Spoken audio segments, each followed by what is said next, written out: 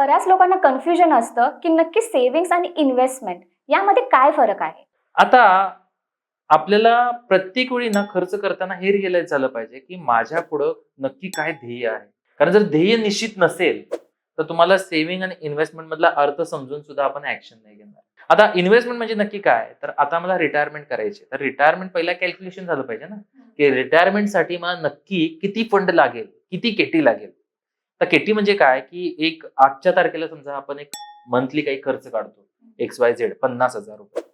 आता त्याच्यामध्ये जेव्हा तुम्ही इन्फ्लेशन ऍड करता, आता इन्फ्लेशन म्हणजे काय नक्की, की तुम्ही बघितलं असेल 10 वर्षापूर्वी दुधाचा काय भाव होता? 25 ते 30 रुपये होता आणि आजच्या तारखेला तो जवळपास 70-80 रुपये.